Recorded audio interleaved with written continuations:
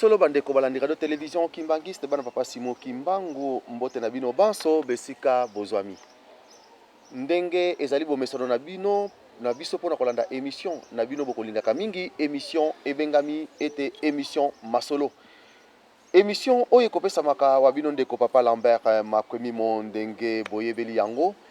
kasi na mokola lelo tozali na mama na biso oyo tokopesa na ye émission oyo bino pe boyebi ye ngai pe na yebi kasi bokomona ye na mokola lelo awa na kati na mboka Nkamba Jérusalem mama na biso oyo tokokabola na ye masolo pona kobundisa ndeko oyo tozwi bu papa na biso tozwi na mokola lelo ya solo bandeko balandira de télévision Kimbangiste na mokola lelo ndenge ezali na masolo na biso boyebi émission masolo tokolobela masolo ya monene pona kolakisa monene na papa Simo Kimbangu kati na groupe oyo bengami ete la fanfare Kimbangiste na yango na kokende molaite bomoni ke na sima kuna moto akosalisa biso na ndenge boyebeli papa édité kasi ndeko na biso awa na kati na Nkamba Jérusalem papa Pecos diasekwa ye moto akozala na biso na mokola lelo akosalisa biso na sima nde na basima toyebi banani oyo bazalaka ndenge eza bomesano na biso pona kobanda na kosenga na ndeko na ngai akende na invité na biso avant tout tokolakisa mama na biso oyo tozali na ye na mokola lelo tokokabola ye émission oyo biso mibale na kotuna mama na biso mama Lisette mbote na yo mbote na papa Lambert makwemi mo mbote bandeko balandi ya radio télévision Kimbangiste lelo penza tozali na mama Fifi Ndongala te kasi ezali bongo babino ndeko mama Lisette Dilungane na kati na Nkamba Nouvelle Jérusalem donc émission masolo na Europe émission masolo na Nkamba Nouvelle Jérusalem na papa Lambert makwemi mo na maman Lisette Dilungane. Merci mama Lisette vraiment ezali sengo mingi mpoete na mokola lelo ndengo wuti koloba to sala na yo émission o pamba tezali mosala na biso nyonso oyo papa Simo Kimbangu kiangani apesi biso pa ino tokokende esika tokokutana to sali mosala na ye et puis toleki ndenge tozali na mokola lelo yone mama Lisette o bazali kotala na mokola lelo na kati na mokili mobimba ezali mama Fifi te ezali mama Lisette oyo tozwami awa na kati na Nkamba Jérusalem ya solo mama Lisette merci nde tokokende mbala moko na ndeko na ngai kuna na papa Peko c'est pas yozali tokokende mamoko na invité na biso oyo tozwami na mokola lelo oyo tobengaka doyen de doyen oyo tokolakisa bino na mokola lelo azali te ke musicien ya mukete oyo soki ya ndenge nini mais le doyen mais tokoyoka ye moko papa mbote na yo papa Lambert mbote mingi na mama Lisette ndenge shwa na bino ezali lelo po ete bopona ngai wa bino ndeko papa Makani Maswamina Antoine oyo azali musicien ya deuxième promotion ya Faki Mer mpona masolo etali Faki ya solo nakotala nde bino bokopesa nga ba question oyo nga nakopesa réponse nzambe akosunga biso na manso nakanisi mingi ekozala matei ya bandeko na biso baza musika oyo bazali koya sima na Faki. Merci ya solo bandeko to wuti ko landa ndenge nini papa na biso papa Makani mokin donc ndenge auti ko to wuti ko zoye mais papa ya solo bandeko azali ko landa biso kati na mokili mobimba bamoni ke ya solo ngai na mama Lisette to yambi yo kasi bayebi yo te soki yo zali nani bayoki kaka kombo mais bimisela biso soki yo kombo ezali nani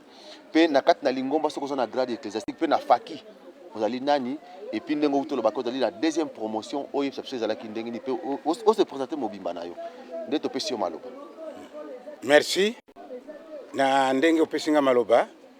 ngai kombo na ngai ndenge na lobaki ezali Makani Maswamina Antoine nazali musicien ya deuxième promotion na tango wana Faki bandaki ezalaki nde baninga na biso bazalaki otokutaki oyo baformaki Faki wana ya 1957 ti kino yeko bima na 59 nde présentation ya Faki ezalaki alors na tango wana nde tango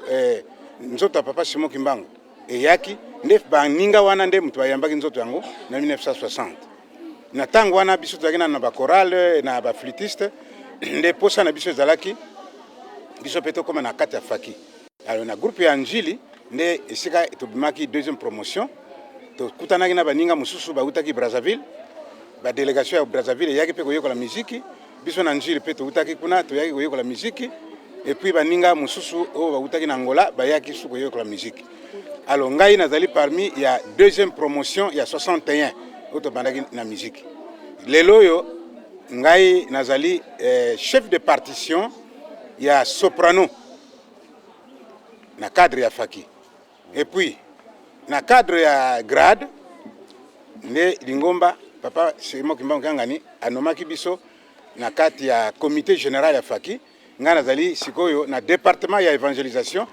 chef adjoint ya département ya évangélisation na niveau ya comité général. Alors liboso yango papa Diange na kuntima atindaka biso na formation na poto tozwaka bourse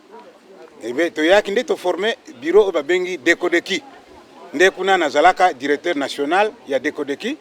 Après nde Lingomba ekotia ngai directeur général ya patrimoine na kati ya comité général na collège international. Mais na tango résolution esalamaki na 2002 nde nani collège international ezalaki lisusu te batikaki ba collège nationaux nde na tango wana biso batu ya international akobanda na secrétaire général ti na ba directeur généraux to vanda tozo zelande ye papa ye moko tango sala structure ya sika ndenge na ko récupérer biso sinon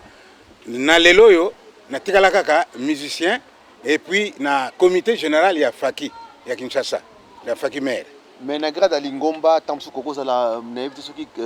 concierge ou bien catéchiste na Lingomba. Bon na tango wana tozalaki na kati ya collège international à partir collège national soki d'office baponi yo directeur national okomi révérend. Alors, révérend, copté comme révérend na kati ya fonction na yo sala. Donc révérend pasteur. Révérend pasteur, mais na cadre penda ya ecclésiastique na tana mundimi. Mais na ba responsabilité ozaki na biso na kati ya collège national na collège international ba ko benga biso toujours ba révérend, révérend. Nde yangwana. Papa Makani Maswamina oyebisi biso zali membre ya comité général na kati na Faki. La direction générale oza chargée à évangélisation. Ndenge uti ko betela biso penza lisolo ndenge nini Faki bandaki na de 1957 à 59 et puis sortie officielle penza zaki na 59 bangonde première promotion bayambaki bongo nzoto ya papa Simo Kimbangu. Est-ce que tokoki koyeba ata ba kombo na bango ya bay oyo kutaki ya première promotion et puis na kati ya bato wana banani batikali baza na bomo iti lelo? Merci maman Yvette. Na mutuna utuni ngai moni itoko kene na rôle ya Faki après mais fanfare kimbangiste ezalaki likanisi personnel ya papa Diange na kuntima tango wana monaki déjà na bonzambe na yeke etikali mukena banda musala ya tata na ngai na 57 nde abimisaki likanisi to na bandimi to somba ba instrument ya musique bien que bato comprendre que pendant nanu likanisi na yete mais ye na bonzambe na ya yebaki ke non ndenge balakisaka ye na le 4 août 51 ba jeune ye amonaki ke il fallait nazala na groupe moko oyo babengi groupe ya ba activiste oyo bakoko accompagner ngai na musala oyo ya Nzambe yangwana déjà à partir de 1957 a lancaki likambwana nde ba jeune ba se recrutaki pona ko yekola musique mais bazaki ko yekola ngo d'une façon clandestine na zamba eyebanaki te kino na 1959 nde bataillon chez Lingomba ba yeba ke musique eza na biso pona nini ezaki na sortie officielle. Alors papa préparaki déjà voyage na ye ya kokende na Lubumbashi pona kozwa nzoto papa Simo Kimbangu alingaki nde papa Simo Kimbangu ba yamba ye na musique. Donc musique yango bimaki na le 25 décembre 59 première sortie officielle. Alors maman tuninga mutuna nini banani oyo bazalaki na première promotion oyo yebiti lelo topé ba oyo bazalaki na première promotion ti lelo bazali kaka na fanfare nanu bazana na bomo ina bakufite. Je bala justement na première promotion bazalaki mingité à peu près 27 personnes mais ba mususu ba desistaka toko kamata lokola exemple ya papa Kalamvu la chauffeur ya papa aya desistaka na ye toko kamata lokola papa Tekasala oyo azaka na Koraila Lopori ba desistaka na bango bato mingi ba jeune ba désistaka na bango. Alors ba ko tika la ka muke kino nzota papa Simon Mbangu eyaka na 1960. Alors bazaka une quinzaine ou 17 ou 18 seulement. Bon, sikoyo ndenge tozali ko vivre lelo yo. Bango mingi bakufi, mingi basi bakima, mais o batikali en vie, batikali ka mitano. Nako kotanga bakoma na bango. Papa Saïd, oya yemsaka nzembo na ndako nzambe, na libondelo ya le 6 avril wana. Papa Saïd azaka na Nkamba. Papa Mazarin, yende mutakoma secrétaire général ya Faki na comité général. Alors papa Landu Vuele, yende mutakoma directeur général adjoint, deuxième adjoint na kati ya comité général. Toko kamata papa Ntuku Simon, yende azali conseiller général na kati ya Faki maire.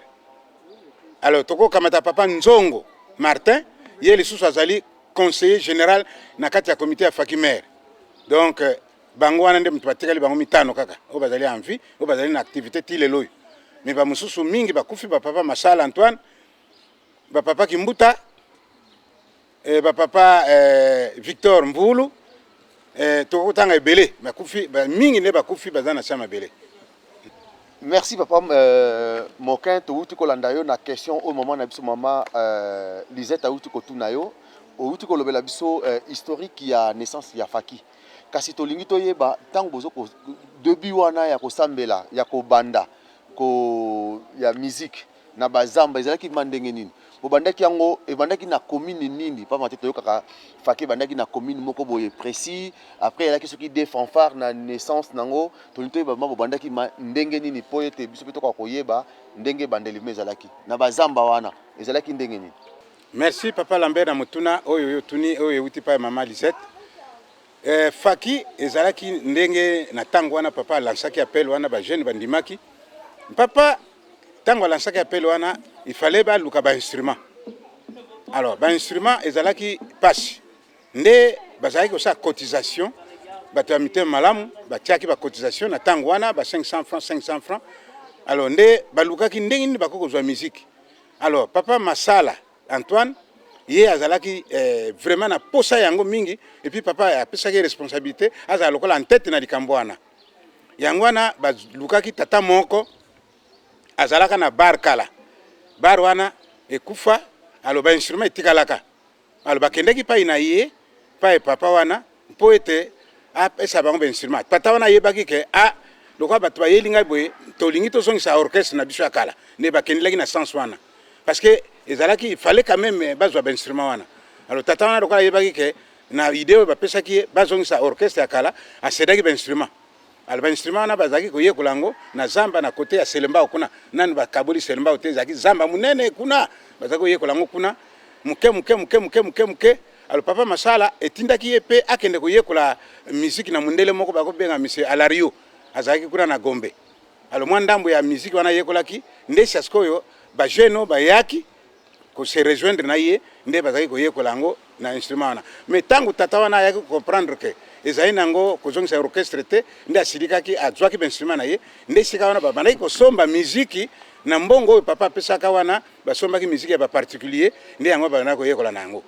Alors tango bayekoli na yango na 59 baye kosala exhibition ya kolakisa musique awa na Nkamba. Tango babetaki yango bakomaki na butu na Ngombe Kinsuka babeti musique bato nyonso bapanzani bakanisaki soli kamine yeli biso awa. Papa Mfuma Mbanza sepelaki mingi na ilaka lokola kokani nde bazongaki sasa. Alors na le 25 décembre 59 nde ezalaki sortie officielle. Alors tant sortie officielle salami nde kisasa mobeyebi ke to komi na musique sikoyo. Alors musique wana ezalaki ko yekola bataki to yekola na Sandoa na Ngiringiri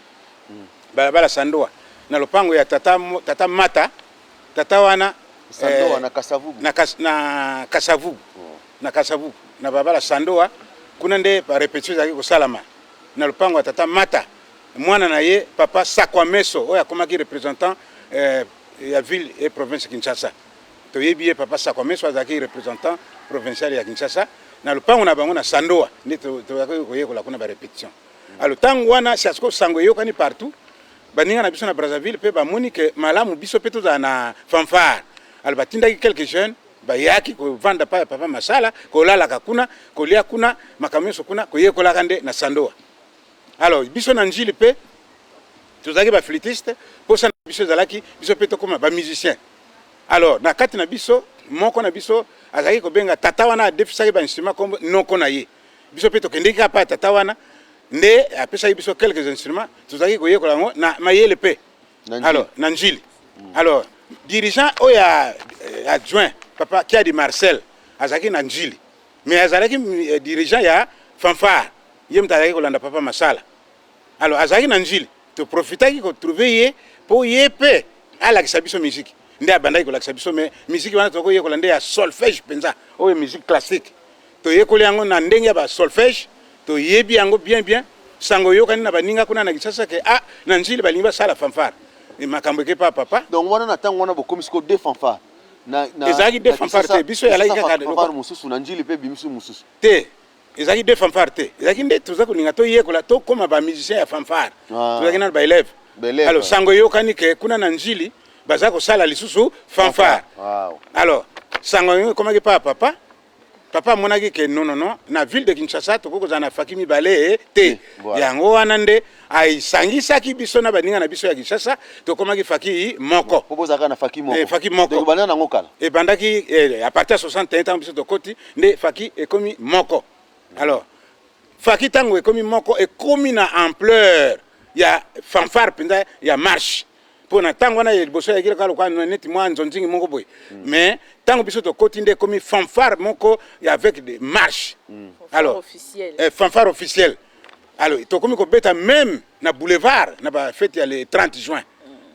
et comme il fanfare envié partout. Alors même président ya république na Congo Brazzaville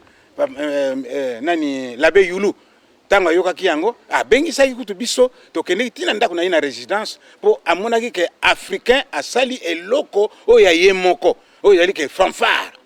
Alors tozalaki kosala face na fanfare oyo ya garde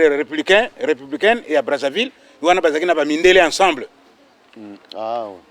Bazalaki na bamindele ensemble mais biso ntango fanfare kimbangisa koya ntango tokobeta tobatre bango tosalaki même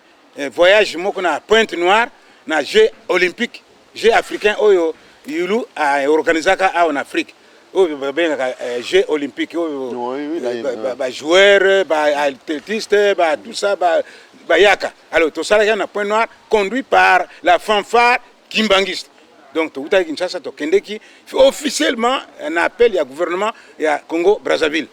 to kendeki na Pointe Noire à partir du stade ya Brazzaville ti na Pointe Noire. Alors tout ça là qui vraiment succès à partir de Tangwana, papa Nkulutu asepelaki mingi nde asombelaka biso uniforme na compte na ye moko. Papa Nkulutu uniforme à liboso uniforme to lataka ya papa Nkulutu. Donc on a baneni ni wana papa Makani.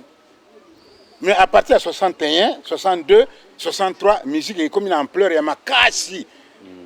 Alors maintenant tant que tu as un rôle nde na kolakisa bino nini wana papa Diange na kuntima a utilisé biso comme le musicien. Merci à solo bandeko tozali ko continuer na kati na émission na biso to moni ke papa Makanya bandi siko ko lakisa biso faki moke toko kene molaite papa Makanya siko to ko tuna rôle ya faki kati na lingomba ezali nini? Rôle ya faki na kati ya lingomba ezali nde papa de ngenda kuntima na likanisi na ye ndenge tata na ye alakisaki ye ba jeune oyo bakoko pesa maboko. Alors papa de ngenda kuntima monaki ke il faut asala eloko moko babengi instrument d'évangélisation oyo ko permettre ye ba son wana tango ezoko beta batu nyonso tu ozala mundimi oza mundimité na lingomba nyonso akozala tirer na kati ya musique tango ko ya pembeni nde ayoki liloba oyo bakotanga na Bible na maloba ya papa nde batu ndimi bazo kota. Alors na tango wana musique ezalaki utilisé comme instrument d'évangélisation na kati ya lingomba. Alors papa utilisaki biso comme ba activiste pour le développement de l'église. Misala nyonso oyo papa bimisaki na kati ya lingomba avant tout et dans première chose ba musicien d'abord. Abimisi ayebaki ke tokosala temple ya matete. Alors tozaki ko nobeta ba brique na lutendele sans toyebake nzoka nde ba brique wana ekozala yango mte kotonga temple. Et tozoke na makolo kozonga aller retour tala ba pasha ndenge wana mais après tant to komaki na fin ya 65 nde papa alobi na biso ke tokotonga ndako nzambe ya matete na babriki wana oyo wana biso mutu betaki yango e tongaki ndako nzambe ya liboso ya matete. Alors ouverture nango ezaki na 66 ba musicien nde mutu asaki première œuvre wana lutendele pona élevage na ba plantation ba musicien. Alors to komaki utilisé comme activiste pour le développement lingomba même na limité na misala limité menuiserie, maçonnerie, charpenterie, mécanique, électricité, musicien bazalaki kuna. Alors tozaki réaliser biloko ebele oyo yaleki lingomba ezako salisa lingomba po tant to teka yango lingomba zo zambon na menerie oyo ezako sala biloko ya basoso machine munene eza na 13e rue na limité musicien tozaki ko sala yango. Mais papa Makani, mais bino tango bozali ko sala makambo nyonso wana, mais muto ya bandaki ko diriger bino azaki mokonzi na bino et pas ina bino azalaki nani pamba te ye wana azalaki chef spirituel papa bango misato bon ndako so bango banani batata kaka oyo bazali ko diriger bino bozaki lokola ba ouvrier et pas ina ye ou bien ezalaki ndenge nini po balandi bazali ko landa biso ba yeba bon ndako so papa nani bozaki ba ouvrier et pas ina ye ou bien ezalaki compagnie ou bien ezalaki ndenge nini? Non ezalaki nde papa Nkuluntu ayebisaki na ndeko na yeboyi mais bana oyo yoza ko utiliser bazali très jeune po tango wana tuzaki na ba mission na ba 19 ans kaka batata to yako kuta bazaki na bashi mais biso nyonso tuzaki ba célibataire à partir de 60 61 62 63 64 tuzaki presque ba célibataire po mutali bosa yako bala na kata faki kaka na 63 nde abali oya yaki aye célibataire mais biso tuzaki ba célibataire. Alors papa Nkuluntu atunaki mutuna mais yo za ko utiliser bana oyo baza bana mike plus tard vous en avez besoin babala plus tard vous en avez besoin basalisa baboti na bango. Alors ndenge nini ko sala papa alobi yangwana zwaki likanisi ye moko papa asali atelier ya menuiserie na Oswe pa papa Nkalambote azalaki. Alors papa Nkuluntu apesaki kamwa mbongo ya musolo po babanda kusoma mabaya et après eko créer taillerie eko créer maçonnerie eko créer mécanique ti yangwana papa Malongo de ngenda monsieur Aladef apesaka ye lopango na 13e rue na limité. Alors lopango wana papa tiango na disposition ba musicien tozaki lokola ba salité mais tozalaki lokola ye moko papa salaki yango po tomilesa et puis salisa biso et puis na wana nde tokobala tosalisa pe babote na biso. Donc tozalaki lokola biso moko ba likolo ya likambo donc papa apesi biso lokola cadeau po ete esalisa biso azwaka biso facilement pour un voyage au lieu ba musicien bazalaka ailleurs biso nyonso tout zali sika moko soki voyage ezali na batindi camion na limité ezwi biso banso tokei bana classe oyo baza kotanga na Kimbanseke batindi véhicule pa ya préfet abimisi bana tokei voyage oyo bazalaki kosala na enseignement bazwi biso tokei oyo bazalaki kosala na département médical bazwi biso tokei. Donc papa azalaki na facilité alingaki te ke tosala ailleurs pour na nini soki voyage na ye ezali azwi biso banso tokei na voyage 2 semaines 3 semaines tozali na biso na voyage ntango tokozonga nde tozongi na misala na biso wana ezalaki nde mpona kosalisa biso yango wana nde epermettre biso tobala tozala na bato pangu tokóma na niveau tokomi lelo tosali pa mosusu te kaka na lingomba kaka. Na tondi yo botondi penza papa Makani oza pena vivre ozolakisa biso ndenge nini penza faki ebandaki ndenge nini ba musicien botamboli na kati ya lingomba ndenge nini bosali na kati ya lingomba kasi nayoki likambo moko bimisi papa ba musicien bazaki lokola ba activiste ya développement ya église. Est-ce que eloko wana na kotala ke yonde ngai nde Makani mutu nasali que donc naza activiste ya développement lelo pe lingomba etelemi lingomba epanzani kuna ebandaki ko créer lolendo te en tant que bato ebandaki ko sala te que mutu akoma na lolendo musicien akoma na mwa lolendo pamba ta yebaki ete nga nazali activiste ya développement ya église. Omoni même na niveau politique bato bazaka na ba parti politique na bango bazaka na ba jeunesse. Il y a qui le la jeunesse parce que jeunesse a liboso oh il faut comprendre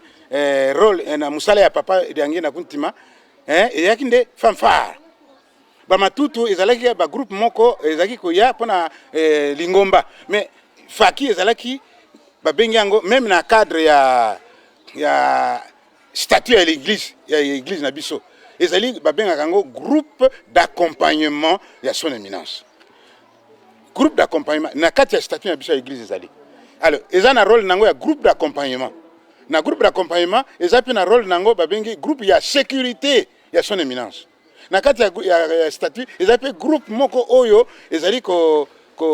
pesa neti maboko na église pour na développement ya église. Alors bato ali boso papa utilizaki eza biso ya pona kosala lolendo te mais ye na bonzambe na ya monaki ke il faut na noyau moko epesa nga maboko oyo yadi ke so na bandi musala bango babandi yango bongo lingoma mbezwi nde ezaki ndengo ya lolendo te na tondi botondi papa makani kasi na bongo tokosenga penza to omela mwa mai moke penza bongo tozongela yo na temps oyo ezali kolanda.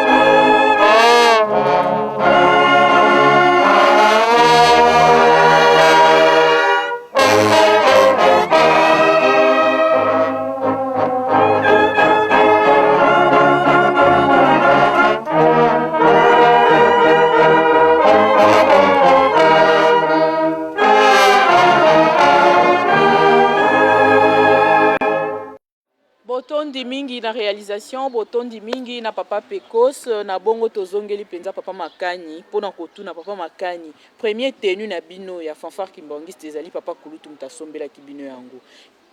Motuna na biso bana ezali kaka tenu wana papa Kulutu oyo asaliselaka bino yango nde bozali nango ti mokolo ya lelo. Te, ezali ndenge wana te, ezali nde tenu wana papa Kulutu apesa biso kola offre pona sengo na ye amonaki pona biso. Mais na 60 tenu wana ya 60 ezalaki nde bilamba kaka o basengaki ba musicien baza na tenu ya blanc, chemise ya pembe, pantalon ya pembe. Wana nde mutu na mutu asombaki na ndenge na ye. Mais oyo cadeau ya liboso tozwaka ya papa Kulutu ezalaki kaka pe tenu wana oyo ya blanc. Ezalaki toujours blanc. Sima nango nde toya kozwa tenu oyo ezalaki bubu ya pembe na kipeka moko ya vert. Deuxième tenu wana. Sima nango nde toya kozwa lisalisi ya tata na biso moko Mbuyikana ya zaki homme d'affaires ya zati lelo yo azana na envie. Alors asalisaki biso tenu na confection moko babengi Aladef. Confection industrielle. Nde to bandaki kolata ba veste ya liboso na tango wana oyo ezalaki vert na eloko moko na kati ya mutema awa. Ezalaki na ba filet moko doré. Bon na kati ya pembe et puis veste et puis pantalon ya vert, veste ya vert na ba bien soki nini wana ba bande ya pembe na ekoti oya ba sorte ya ba colonel ya ba officier nde tenu wana yango na ezaka na biso. Après tenu wana nde tango to kendeki na voyage liboso ya Europe nde basombilaki biso tenu oyo avant tenu oyo toza nango. Tenu wana nde oyo tokendeki nango na Bruxelles tina France ezali toujours kaka veste ya vert na pantalon ya vert batia ba pembe awa na kepi moko ya vert awa batia noir. Alors après tenu wana nde sikoyo tozwi ba tenu oyo toza nango lelo oyo ezalaki moi exploit ya baninga na biso na poto basalaki modèle yango bekolakisa na papa ndimi yango ali bon yango nde tobanda kolataka à partir wana nde tenu yango toza nango sikoyo. Kaka na kati ya likambo wana ya teni papa Makani na yebi te soki pamba te tozali kotonga musée ndenge yo lata presque bateni wana nyonso na yebi te soki ti lelo obomba yango na ndako bateni wana ezalaka kaka po lelo pe biso bana tomona totiongo pe na musée ata ya bino nyonso komona na te oyo aza na première teni ya bimisi oyo aza na deuxième teni ya bimisi oyo aza na troisième teni ya bimisi pona kaka histoire ya église na biso etambola kaka toyeba ete fanfare kimbangiste lobi balataka teni oyo na netel balataka teni oyo. Est-ce que tokoki kozwa ta échantillon moko ata pona mokolo ya lelo te est-ce que ezalaka ti lelo na ndako? Bon baninga mingi bateni wana ezali ba mingi soto tuni na kati ya faki tosali moi répertoire na kati ya faki mingi bakobimisa yango na tenu ya papa Kulutu na tenu wana to elandaka na tenu même oya 1960 o bayambelaki papa Simon Kimbangu ba miso bazana nango. Alors biso bata 61 nga personnellement moi négligence ekotaki pour se déplacer tenu oyo etaki na ngai kaka na ndako nde tenu oyo ya monsieur Aladef oyo ya confection industrielle oyo to remplacer kina oyo avant to tenu ya poto oyo baninga na biso ya poto. Mais tenu yango to pesaka yango na baninga na biso ya Mbanza Ngungu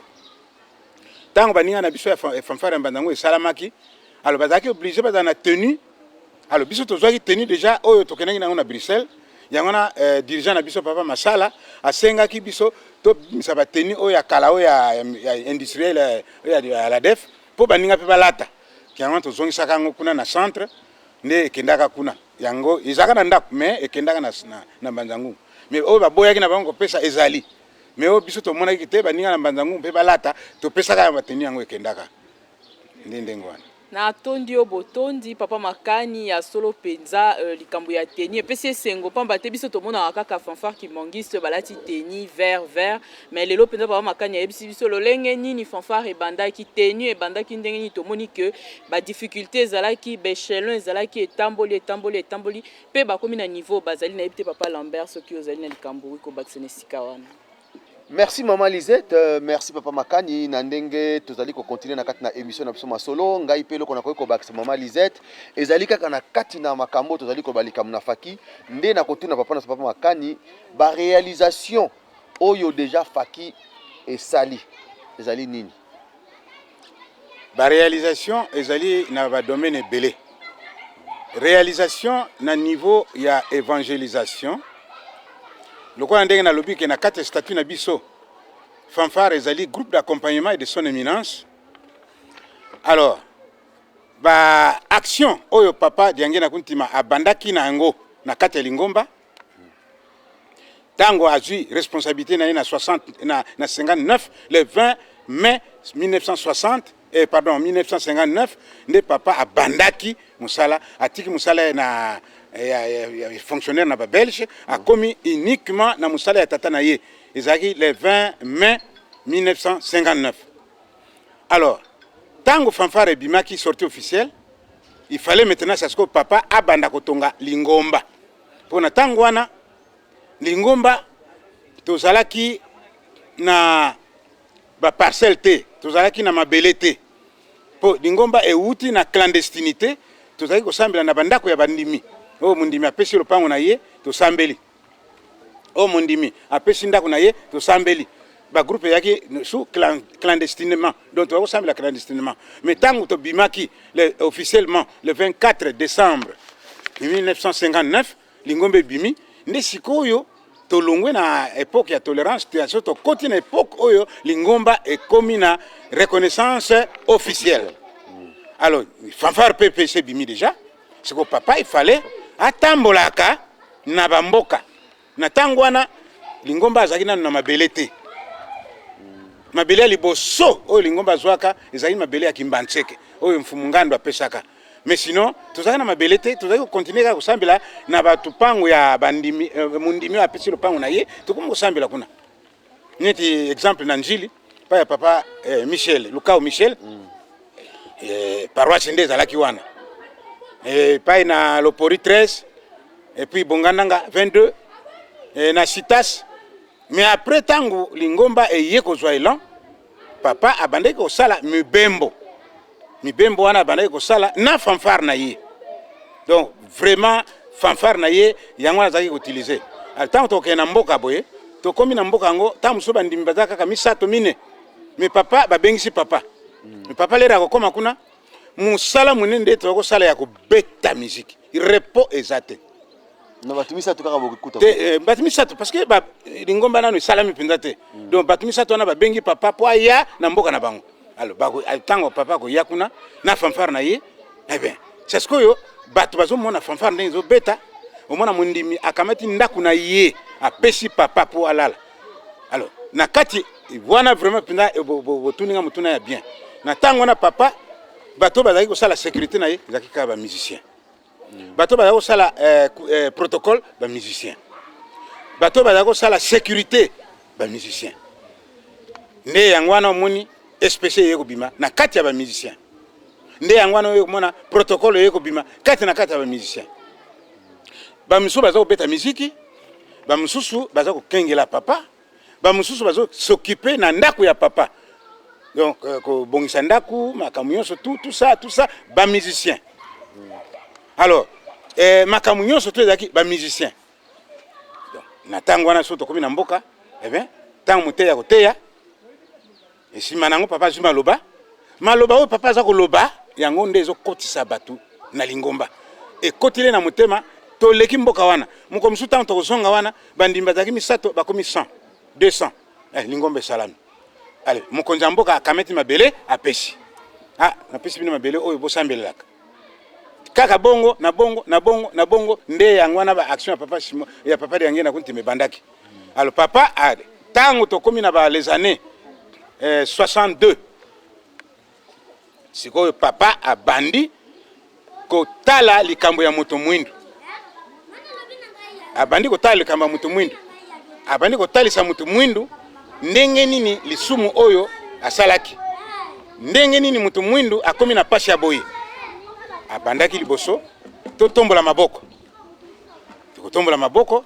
pona nini moto mwindu alongwa na lisumu amipetola. Tolongwe kotombola maboko bokotya bilembo, bamboka nyonso papa azotya bilembo, azotya bilembo, azotya bilembo. Tolongwe na bilembo sasiko tokomi na préparation ya retraite. Tant tokomi na 72 nde tokoti na retraite. Mais avant ba musicien sasiko lingomba ibandi otongama ndenge nalobaki ke bamboko tozotambola tant tokozonga bato bakomi ebele. Kaka bongo tobandi na bantandu, tokei na bandibu, tokei na bisingombe, tokei na banyanga, tokei na mayombe, ebe partout totamboli ti tant tokomi na 71 nde papa azwi mokano ya kopesa communion. Papa bandi opesa communion. Alors na 72 nde ba retraite bandi. Alors tant ba retraite bandi nde kuna na kati ya ba retraite nde lingomba eye ko comprendre bandimi eye ko comprendre ntina nini lingomba ntina nini mondimi pona nini na kati ya retraite omoni ba angelo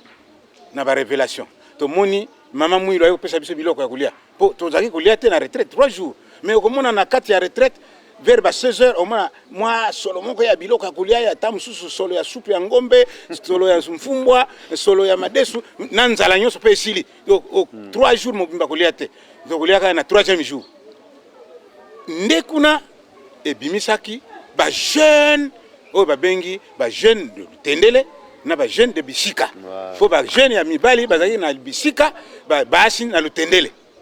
Alors tangu likambo wana ekoteli ba jeune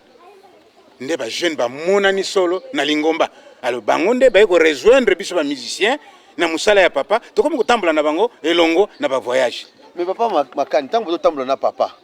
Mais bino papa ngo bona ko monisiko bozo mona biloko no sona bona ko monisiko azaki nani nisika wana.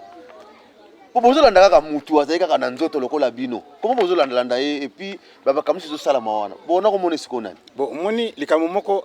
ndenge papa ba kimini ba ceinture papa, hein? Bon, yete mais tata na ye apesa ki biso na maboko na ye. Ndenge amonaki na 51 et c'est réalisé. Alors maintenant biso lokwa to bimaki wana. Donc tuzaki penza na mukili toloko tiango kate. Donc tuzaki kana posa to pesa maboko na papa diange na kuntima na musala wana. Alors ba sacrifice tokolala na mabele tozo kipe na biso te. Tokolia tamususu biloko ba kutila biso biloko na makasa ya kwanga bati wana mfumbo za wana madeso za wana na tuzaraki kumikitisa makasi. Alors papa mfuma longo diange na kuntima tuzaki oyebila ye na maloba wana zoloba na malako zo pesa na ba promesse zo pesa biso bien que tuzana passe tuzo nyokoma kolala na mabele kolala na libanda mais tangu so azoloba na biso ke bana na ngai tala kuna na bloso to kokoma boy to koma boy to koma boy to koma boy ndenge kaka bango tangu bazaki bana mike papa Simon Kimbangu so passe leki minga yiko mona na bango azolakisa bango l'avenir nyonso ndenge kozala biso nde papa azolakisa biso l'avenir ya lingomba ndenge kozala na biso batu wana ezali makambo na biso mongo ba musicien ndenge tokokoma sima. Alors tozali kondima yango ke tokokoma batu lingomba ekokoma munene batu bakoyeba tina ya musala toza kosala. Alors na muke tumande komona ke oyo aza mutu te aza nzambe. Alors bato aliboso babana kofukama ezaki biso po kala bato bayebaki nanu papa malamu te bakopesa kaka mbote bakobenga kaka mvoila papa mvoila. Mais biso ba musicien na ko découvrir maloba ya papa na miracle za kosala biso tokomona papa sekusi bibembe tokomona papa zo sasa bata malade tozomona pina paralytie ya telemi na miso na biso papa ngenda azosa musala wana tolubite o azali mutu te azali nzambe. Alors tokomaki na kobanga moko ya kosakana te pona kosolana papa il faut kofukama. Alors milingoma mobimba pe zui adopter système ya kofukama na bambuta nyonso bakomi kofukama to biso mtu bandaki likamba kofukama na muke ndenge tozali kolanela papa monene ya papa ekomi komonana.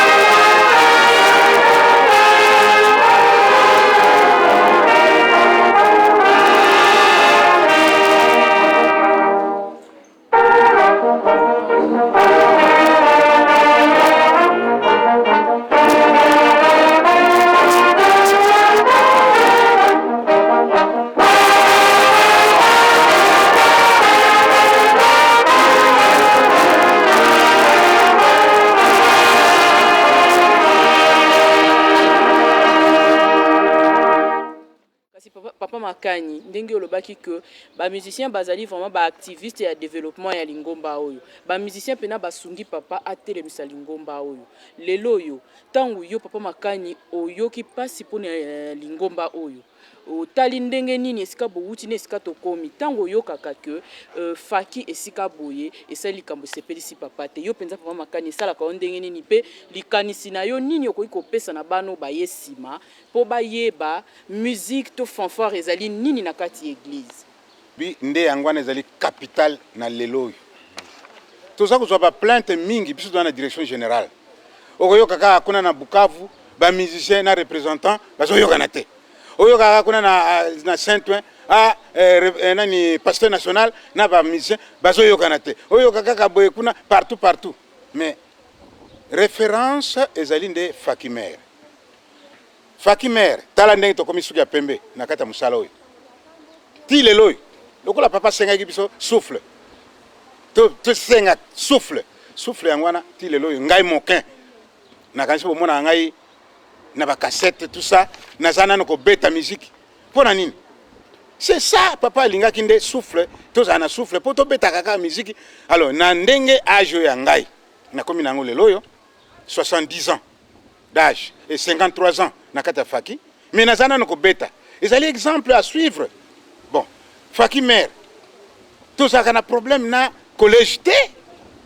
faki mère toza na problème na autorité oyo ezali en place te neti lelo oyo fanfare mère eza na Kinshasa mais représentant provinciaux nyonso ya Kinshasa ata moko te tozwa na problème na ye au contraire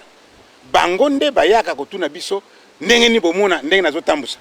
soki remarque tokopesa ye remarque tozalaki na papa Sakomeso aza musicien ntango nyonso soki asali mwa boye tozali pembeni na ye et puis toadoptaki système na kati ya faki ya kointerpele baautorité na ntango wana tozalaki na secrétaire général papa Luntalila tointerpelaki ye faki aza na mwa masolo na yo ase simplifié tovandi na mutuna boye yo monaka ndenge na mutuna boye epesaki mayele papa Benansilu azalaki secrétaire général tointerpelaki ye et puis totiaki na nzela bon oyo nyonso balandi nsima tozalaki kointerpele bango lelo oyo lingomba ekomi na ndenge tokomi nango lelo nakopesa toli na bandeko na biso bamusicien na epai nyonso bango bazali fanfare ezali te likolo ya lingomba te fanfare ezali na se ya lingomba donc autorité oyo azali sur place ye nde azali représenter papa Fumalongo lokola biso totalaka elongi ya papa Simon Kimbangu Kiangani ye azali Fumalongo oyo ya koloba biso tozali soumis na kasi bolandaka ba slogan oyo tolobaka papa Simon Kimbangu Kiangani molimo centre olinga te coûte que coûte ye kaka donc slogan wana ezali ya pamba te ya kusakana te mais ezali soumission ya faki envers le chef d'où fanfare oyo nyonso tu ezali esika ezali représentant oyo azali koreprésenter église azali lokola elongi ya papa Fumalongo donc il faut bazala en contact sérieux na représentant wana programme nyonso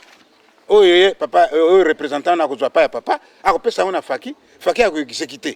ezali te nde faki akomaka lokola likolo ya représentant te eza ndenge wana te na pesi toli oyo na pesi toli na bafanfare nyonso en tant que responsable ya évangélisation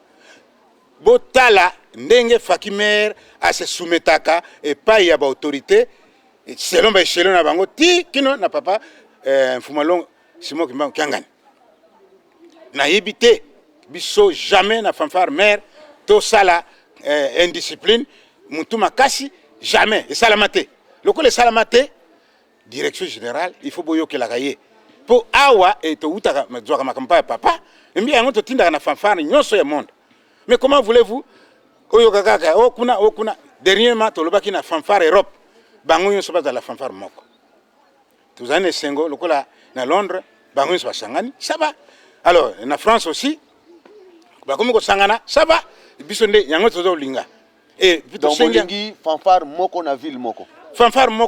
moko ndenge papa alobilaki yango na Kinshasa ezala partout ndenge moko na boyokani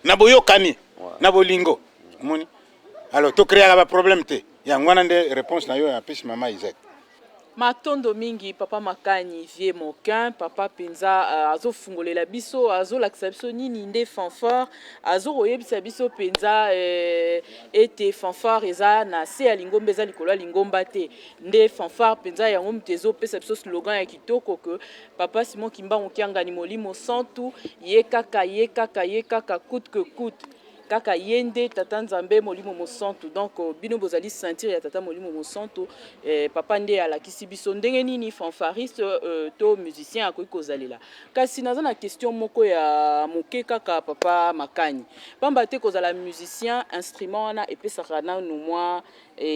lolendo na mutu kasi nini penza bosalaka mpona komaîtriser bamusicien oyo bazaki bana baza koya ata na musika ata na pene nini penza bosalaka to nini penza bakambi mosusu bakoki kosala mpona komaîtriser bandeko bamusicien mpo instrument epesaka mwa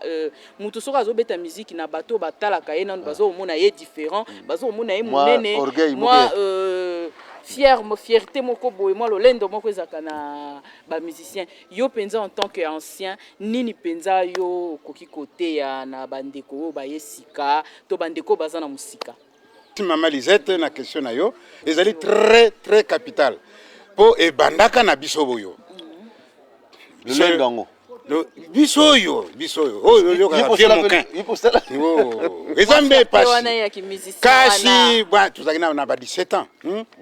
tuzaki na ba 17 ans ba msuba 18 ans ba msuba 20 ans plus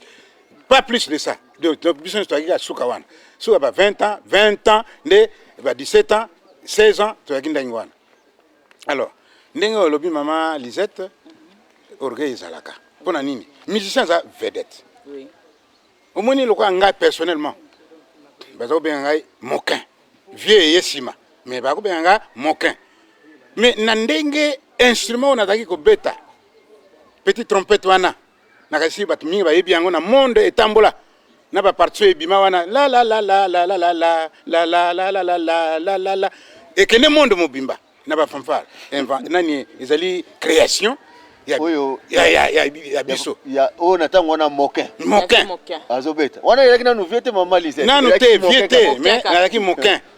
Alors na musique on a ki ko beta wana na mikomisite mais bato bazo benga Pelé do bazo zwanga lokola Pelé ya football ya Brésil parce que roi donc notre zaki okende papa zaki ko sepela mingi papa bazo sepela mingi pona ndenge na ko beta po na zaki toujours na 3e octave likolo. Alors ezako sepelisa bato mingi ta musobo ke na mboka boye tangu mo 15 beta ba muso azo timbendanga ba bilamba tout ça ba muso azo ya tanga mbongo na poche pona nini musique ya kitoko. Alors ezako pesa moi en tant que vedette moi orgueil mais biso tozwaki chance ya éducation ya yemoko papa dengenda kuntima azalaki très sévère pa na biso po lokola groupe na ya liboso wana tozaki penda ebele penda te ndenge lelo. Alors papa dengenda kolisi biso lokola bana na ye ya ndako akogangela biso akolobela biso akoreprocher biso à tout moment osali mo erreur muke asa yebaki ta muso ye retard ozo ya retard ogumbami olingite papa mona yo ozo kende na se te okinovanda papa lobi mais bino ta munyo so ye retard ozo bomba mawa o timu tuna se ozo kende na se mais tango ozo longwa na ndako ngai yesina mona ke mwana na ngai alongwe na ndako azoya na yebiti no yeli retard ba bise za kapasi ba makambi za kapasi ba circonstance mais tellement na yo fixe yaka nazo yeba ke mwana na ngai ya ye retard c'est tout olio bomba wana yaki 1 yami balé moi mambeba mike bon o ezali émission moyen hein moi mambeba mike en tant que jeune. Mais papa zaki ko reprocher biso mona tamusa ko ya abengi yo yemo ka bengi yo atio li kofi na mutubo échec yo moko comprendre que na sala ki boy obebisaki déjà. Alors mbala sima komi ko banga abe tamususu mama ba posa mso ya nzoto papa azoko surveiller kino tamusa memi biso na moi mboka moko boye azotalisa biso ndenge nini mutu akokozala ndenge nini mbeba sa tikino aya koyebisa biso ke tango bino bokweyaka na lisumu mingi na yebili bino na lisumu ekobo me boyebaka ke lisumu wana tango osali yango mutu bosali ne lisumu aya elongi na ye nazomona yango pembeni na yo osali lisumu elongi yango nazomona ye pembeni na yo tango ozoya nazomona boza mibale na oyo osalaki lisumu oyebaka ke na tango wana ngai nazalaka très sévère po bino boza na poche na ngai naza na poche ya tata aza na poche ya kolo yesu aza na poche ya tata nzambe me bino tango nyonso bozosala kaka lokola komibimisa me boyebaka ke soki bato mabe balukaka yo na tango wana so nazwi mwa distraction okufi okei tango wana oyo osali mbeba epai yo ozali nakomi komonaka mwa flou moyen namona clairement boye eza te mpo oza na mbeba yango wana papa azalaki kosala système akosala na bonzambe na ye yo moko oye na monkoto yo moko ozoya monaka poso oya na monkoto tango oya na monkoto tango papa azopesa bambote wana ya koma place na yo tango mosu apeti olikofi na échec yo moko comprendre ke yo moko mibimise papa limbisa ngai bien toyelaka makambo wana te nde papa kolisi biso bongo alors na ndenge wana bato wana nyonso tozwi chance papa abaleli biso basi ye moko apesi biso occasion na misala bamusu ati bango na enseignement bamusu ati bango na service médical bamusu ati bango na service agricole bamusu ati bango na limité na centre limité to évoluer komi na ba âge ya kobala nde tobali soki olingo bala okepa ya papa ye moko olakisi facture ya libala ntango kotala akamati mbongo ya dot apesi yo oyo etikali ako ede yo okomona kaka ndenge bato bakokabela yo okokamwa okokisi makoki nyonso alors ndako wana yo ozali bamusicien fo bakende verifie yango nini ezangi alors centre limité lokola aza kosala bakiti soki kiti ezangi bakokamata salon mobimba bakopesa yo bongo opesaka ndamu moni ndenge tokosalisana kino bato ya liboso wana tozwi bachance ya tosombi bapangu toza na basi na biso bana bakoli lokola ngai nabalaka na 64 mwana liboso ye wana 6 aza na poto akomi presque na 59 ans pardon 49 ans bientôt na 65 et na 2015 akokisi 50 ans d'âge voilà donc nyonso to wana eli souvenir ya papa ndenge na kuntima et puis na kati na biso au 6 classe oye na diplôme pa papa olakisi ye un papa na 6 classe ah bon merci beaucoup félicitations mon fils allez moi je pense que na tindi en enseignement je pense que na tindi na des services médical na ndengwana alors ba mususu nde tozwaka chance ya ba bourse d'études biso oyo tozwaka chance ya ba bourse d'études tokendeki ngai nazaki na Allemagne na muninga na ngai Mansoni Thomas nakati mama Lisette okoyeba ye mobali ya mama Mikala oyo azali mwana mkoka mama Mikala oyo azali présidente ya Afrique na njili tozalaka na ye na promotion na biso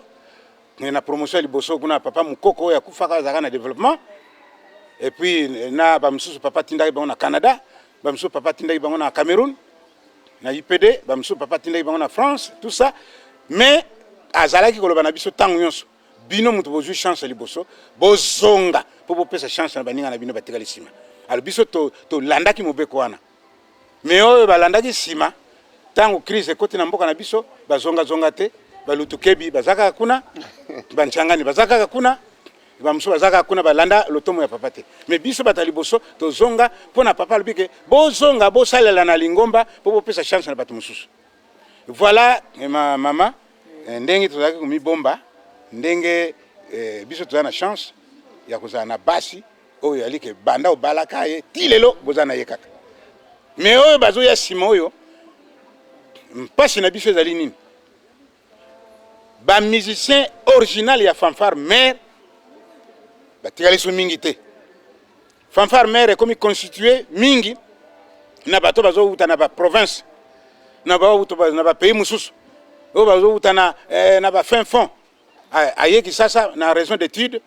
avant de libela kuna akomi fanfare musicien ya fanfare mare asali to mwa likambo kuna na province babengani le akoya na kisasa asali tu akomi na fanfare mare lo yango moni baleki oyo ya lelo oyo bazali penza na base spirituelle oyo biso tozalaki nango te Donc faki mère ezali nde biso mutuzo constituer originalité nango et puis biso nde tozo bomba historique na yango mais oba landisima c'est difficile à pesa bino histoire oyo ngana zo pesa bino lelo. Donc bazali na bango ka ba natif ya faki te mais bazali ba na yibite na ko banini ba ye ko injecter na kata faki. Alors papa le baga na biso likambo moko na 5 mois awa. Bon recruter sur ba musicien te. Pour na lingite bato ba benga injuste. Oyo nayebi botika la kaka wana. Malheureusement na ba crise bato bazo kufa na bazali ke bazali balembi bazo na kashite ko beta tous allez obligé tous quand même ba remplaçant. Alors ba natif ya faki ya Kinshasa bazali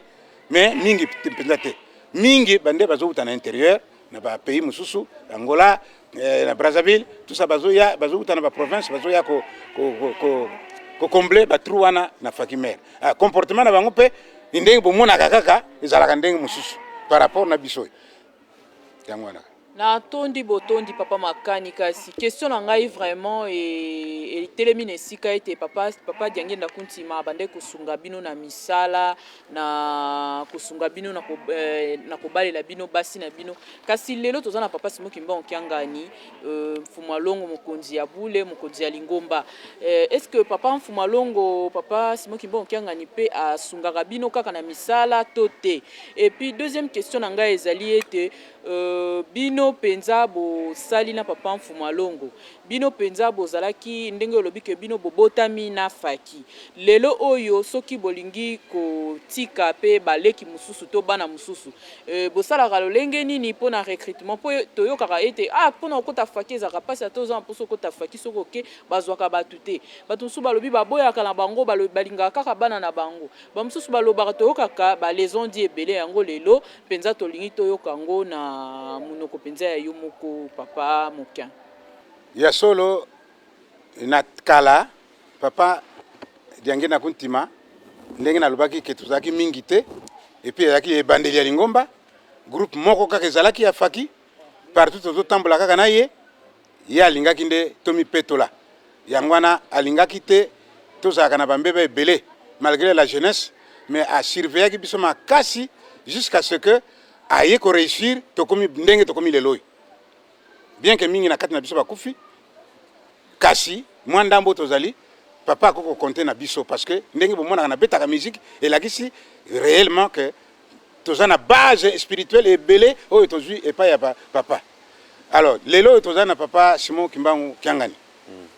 kaka modele wana eloko moko kaka ndele ko ngombe ko munene alors ekoko zala ndenge ya akili bosote et puis lelo tozana ba faki ebele ba faki nation ba faki province ba faki district eza ndenge moko lisusu te kasi nakanisi na matei ya biso topesaka en tant que évangéliste tolobaka toujours référence na bancien oyo bavivaka yango topesaka historique wana po baepesa mutu likanisi ndenge nini bakolo bavivaka ndenge nini bakolo ba réussir ndenge nini bakolo bakomi na ndenge tokomi lelo oyo na valeur ya mutu oyo alike otali puis ya solo azali mutu azali papa azana bana azape na ndako na ye azana lopango na ye. Alors bien que papa Diangenda aidaki biso mingi lelo yo pe papa Simon Kimba Okiangani azali kaka lolenge moko lokola papa Diangenda Kuntima bato mingi babali awa heureusement papa Simon Kimba Okiangani po ndenge tozali wana misala nini oyo tozana ngo ya makasi oyo tokozwela mbongo ya kobala na lelo mais coup de poing ezalaka mingi papa Simon Kimba Okiangani mutazo saisa tozomona baleki bazobala chaskoyo akoya papa aide ye aepesi ye makasi tozana par exemple mingi papa Duki bato babali sikoyo vraiment bakomi na esengo parce que contribution ya papa eza makasi tomoni penza ke papa Diangenda na papa ndenge moko kaka ye moko kaka wana papa Diangenda ye wana kaka papa Simon Kimba Okiangani na misala pe ndenge moko po so totali na kati ya ndako na ye bato baza na ba responsabilité mais mingi ba musicien o baza na kati ya nkamba alors ya kaka ndenge moko na ko répondre na mama Lisette que ndenge moko kaka mais na comportement ya ba musicien biso devoir na biso ya direction générale ndenge tozotinda mikande zokende na bafaki nyonso balanda le tomo oyo direction générale zozwa pa ya papa oyo azokutindaka na ba fanfare nyonso ya monde mobimba balanda lotomo wana. Ya solo bandeko balandi radio télévision kimbangiste tokomi na suka émission na sopamba te toyebi ke tango ezali obele tango na télévision moyen tokende bino molai ezali te tosili kolanda oyo nyonso papa makani auti koloba na mituna oyo nga na auti kopesa pe na mituna oyo mama na biso mama Lisette auti kotuna likambo susu elite papa makani nayebi te soki likambo mwa ya moke okoki koloba na bandeko na yo pe bana na yo na mokili mobimba oyo ba musicien po topeso kaka minute moke po ete ngonga na biso esili kokoka papa topeso maloba ya solo ndenge papa lobi ngonga za moke na pesi kaka merci mingi na équipe oyo esali interview ya lelo papa Lambert na mama Lisette na pesi maloba ete mbala sima na émission ya sima nde tokoloba makambo oyo tolobi te awa moto eza na makambo ebele molimo akosalisa biso mbala sima nde bokoyoka makambo mosusu oyo tolobi te na lelo. Pona lelo na pesi mbote mingi na ba musicien nyonso ya monde mobimba epai nyonso bakolanda émission oyo mbote na bino mingi ngai ekulutu na bino makani maswamina Antoine Moquin. Merci, tosuki si wana mama Lisette na ebité nde tokopesa papa na biso papa vraiment merci mingi bandeko bodali kolanda biso vraiment tomoni likambo tokoloba te mama Lisette pe na bandeko nyonso bodali kolanda biso topesi bino mbote nde tosuki émission na biso wana na sima bomoni ke papa Pekos mutasimbi biso papa Elizo Landonga lelo za na nkamba te mais tomoni papa Pekos mutazali na biso na kati na lelo nde na mbala sima tokoyoka susu suite ya émission na biso. Merci. Au revoir. Merci. Big ekwe.